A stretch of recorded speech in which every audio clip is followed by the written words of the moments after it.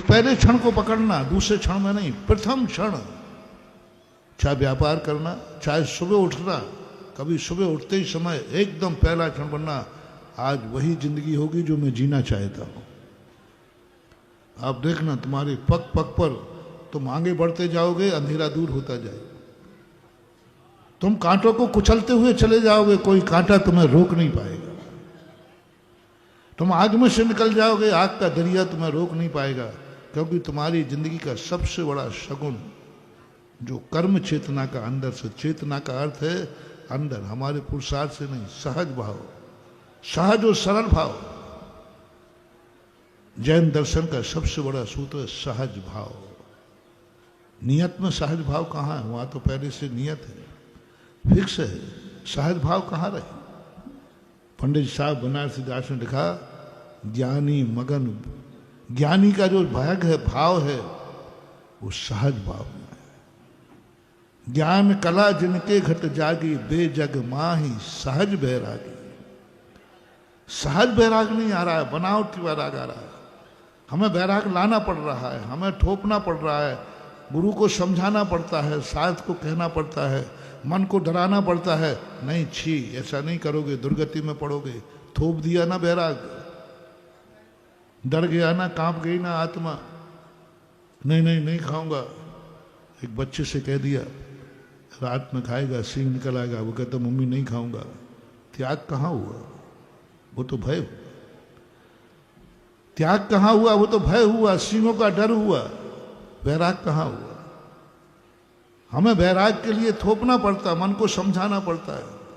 गुरु समझाते, साथ समझाते, तब कहीं हमारा मन ये कंट्रोल में आता है, तब कहीं मन रुक जाता है। लेकिन जैसे ही थोड़ा सा हुआ, कितना ही समझाओ, कितना ही पढ़ लो, और पढ़ते समय, समझते समय, हाँ महाराज आप सही कह रहे हो, हाँ महाराज आप सही कह रहे हो। और जैसे ही महाराज का बोलना बंद किया तो महाराज वही हो रहा है जो हो रहा है। आचार्य महाराज ने एक पंक्ति बहुत अच्छी लिखी, स्वाध्याय चिंतन मनन कर मन रोक पाता, पे स्वान सा मन बाहर दौड़ जाता। स्वाध्याय चिंतन मनन करके हूं, और थोड़ी देर के लिए चिंतन खत्म हुआ कि ये मन कुत्ते के समान गंदगी पर दौड़ जाता है। क्योंकि हमारा आरोपित वैराग्य है, हमारा आरोपित धर्म है। हमने जबरदस्ती मन को मनाया है, हे मन तू मान, नहीं तो नरकों में पड़ेगा, दुर्गति में पड़ेगा। इतना डर दिखा दिया जैसे वो आतंकवादी धमकाता है ना। तो ध्यान रखना, खबरदार, यदि नहीं आए तो तेरी एक एक उंगली काट दूंगा, एक एक ये करूंगा। सामने ने कहा सरकार जो आप कहोगे। हमने भी अपने मन को धमका दिया है।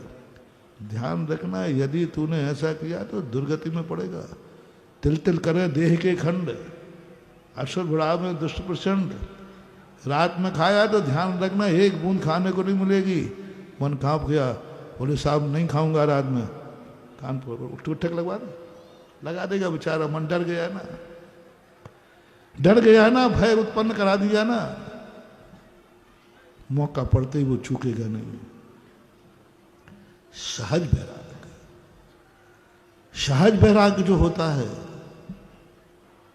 वह कभी टूटता नहीं, वह बहता है। वह सारी नियतताओं को पार करके सहज वैराग की धारा में चला जाता है। सहज का अर्थ नियत नहीं, अंदर की तत्व दृष्टि जागती है, चेतना जागती है, ज्ञान चेतना जागती है। और ज्ञान चेतना जब जागेगी, जब कर्म चेतना जागे।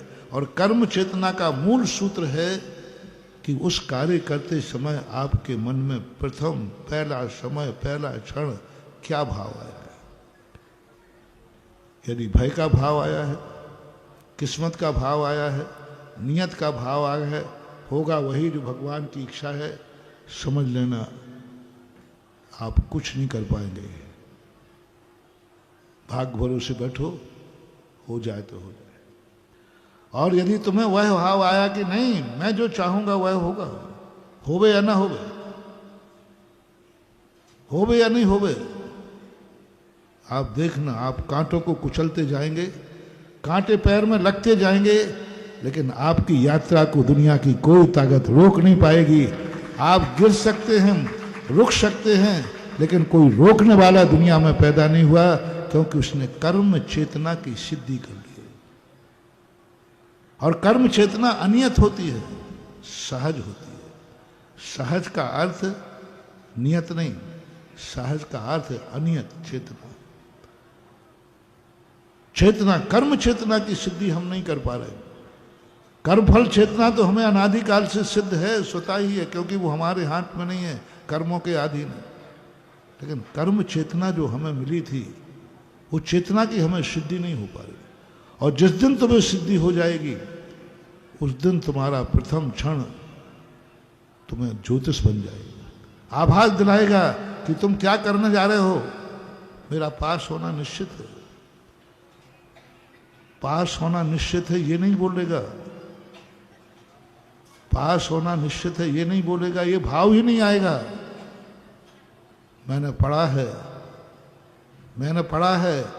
मेरा पेपर नियम से अच्छा जाएगा।